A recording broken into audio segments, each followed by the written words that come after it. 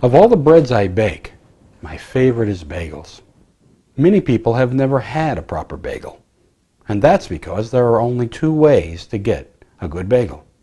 The first is to have a bagel shop nearby that boils the bagels before they bake them. The second option is to make them yourself. There are only 5 ingredients in bagels: flour, malt, salt, yeast, and, of course, good water. In addition to the items you already have in your kitchen, measuring cups and spoons and so on, it's a good idea to get a baking stone or a pizza stone. This will turn your home oven into a hearth oven.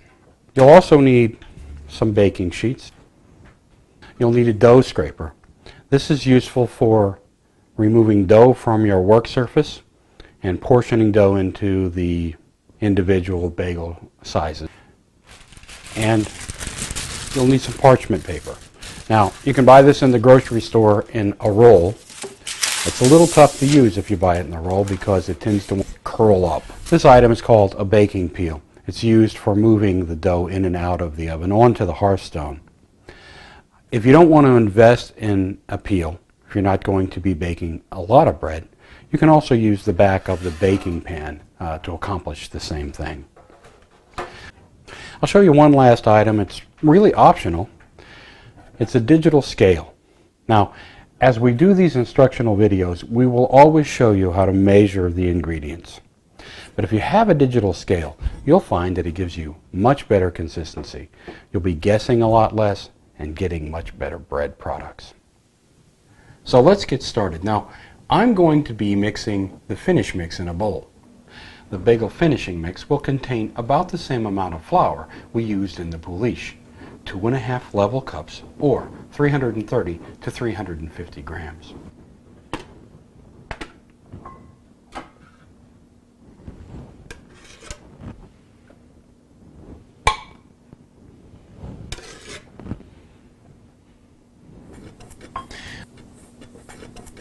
Now that we've assembled the bagel finishing mix, we'll need to add it to the warmed pouliche in the stand mixer bowl.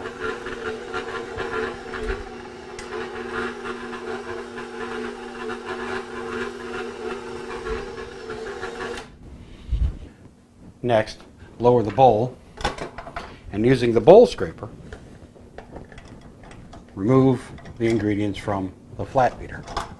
Now, you can't wait too long either, because if you do, when you place the overproofed bagel in the boiling water, parts of it will collapse. You'll have a very uneven top. It'll still be enjoyable, but it won't be that perfectly rounded crown you're looking for. With each batch of bagels you make, you will learn more about how the dough should feel, about when the bagels are ready to boil, about when they're ready to take out of the oven. Just like anything else that's worthwhile learning, this will take some time. When you remove the lid from a boiling pot, it's very important that you do it in a particular way. All of the steam is going to come out at once. If you open the lid towards yourself, you will get that steam in your face and you run the risk of getting a burn. So, always remove the lid and let the steam escape away from you. The bagels actually have a crown side and a heel side. The crown side has the ability to expand more than the heel side. So when I put these into the water, I try to get the heel down and the crown up. Water. Now, when you do that, the water is going to probably stop boiling. I'd like to show you one more feature of this bagel. You see these little blisters all over the surface of the bagel? Those are a sign that this bagel has been proofed after shaping at least overnight in the refrigerator. Now, the blisters themselves are not going to add any flavor to the bagel, but they are an indicator that this bagel was not made in a hurry.